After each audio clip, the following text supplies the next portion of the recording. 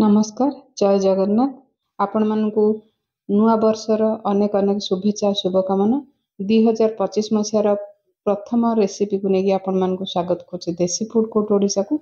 आज बनेबा गोटे शिंब आलू रो गोटे नुआ रेसिपी। तो आपण मानकु ए रेसिपीटा बहुत ही बढ़िया लागबो। तो एठे शिंब को मु प्रथमे धोई कि नेछि, आलू को भी चोपा छांची के देखि परथबे नेछि गोटी आलू। तो आपण चाहिले केवल शिंब रे बनै परिबे, जेहेतु मु गोटे आलू एठी यूज करछि। तो ये शिंब को आम दी साइड केर को बाहर करना, शिंब को एकदम छोट छोट करके काटिक नवा। तो आपड़ जिते शिंबर बनाऊँ तो साइड केर सब माने दी साइड को भलसे बाहर करने। तो देखिपे मो शिंब को एकदम छोट छोट कर काटि नौ। तो एमती ही छोट छोट बनइबे रेसिपी। तो रेसिपीटा बहुत ही बढ़िया लगे। तो ये शिंबर रेसिपी आप पखाड़ सहित खाईपर आ गरम भात सहित भी आपड़ खाईपर। तो आपण जो आलू आपड़ जदि पसंद कर तो आलू को नहीं पारे, जदि आपड़ खाली शिंबर भी बनई पारे बहुत ही बढ़िया लगे। मुझे गोटे आलू नहीं, आलू को भी सेमती छोट छोट कर काटि नहीं।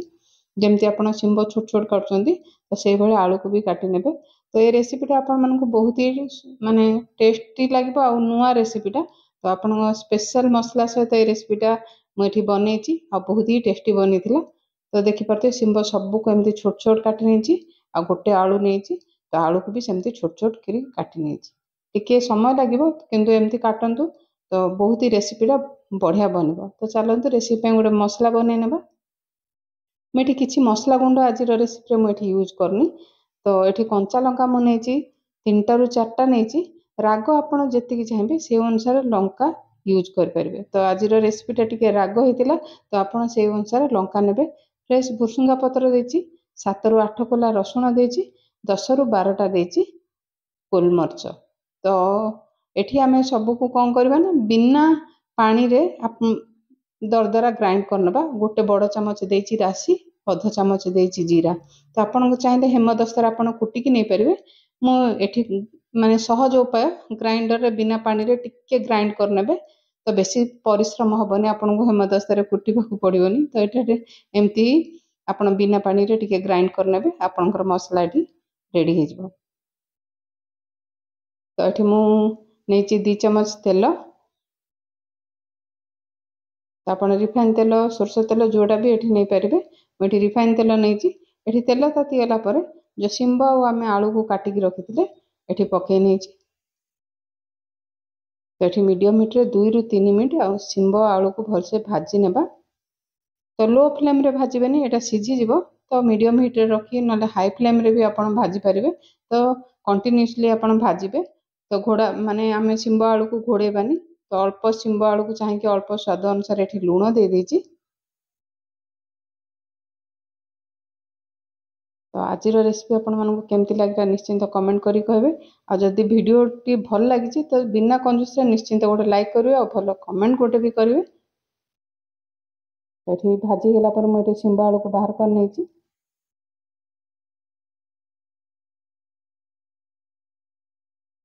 बाहर कलापर आउ 2 चामच तेल देती रिफाइन तेल। तेल को तातीबाक देबा। तेल तातीगला पर गोटे देती सुखिला लंका, अध चामच भी कम देती जीरा। तो जीरा फुटीगला पर देखिपे मो शिंब जमती काटी पियाज को भी सेमती छोट छोट ही काटिकी नहीं। तो पियाज टिके कलर चेंज है जाए भाजी ने पियाज को।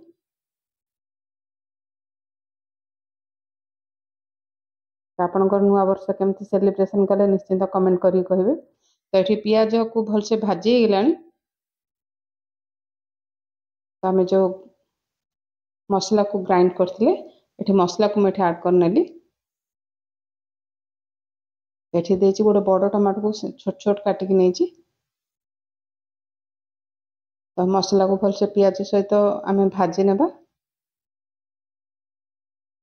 बहुत ही कम समय आप टेस्टी शिंबर रेसिपी बन खाई पारे।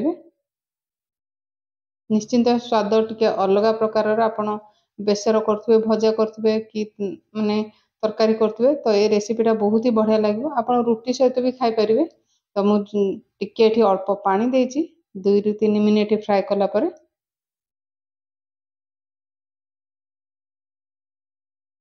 जदि वीडियो भल लगे तो चैनल को सब्सक्राइब करने।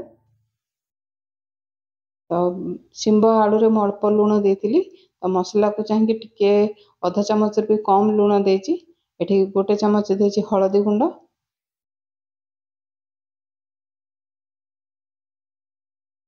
तो देखिए मसला भलसे कषि हो गलानी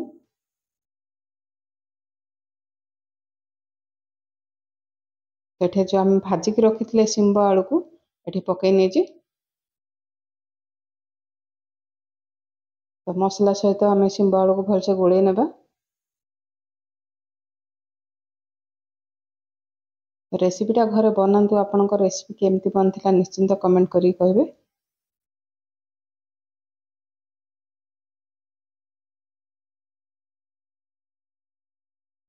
तो शीत दिन बहुत सारा सिंब मिलुची तो भेराइटी रेसिपी रे एटा गोटे आपण निश्चिंत ट्राए करेंगे तो ये अल्प माने अध गिनार भी कम पानी एठी देची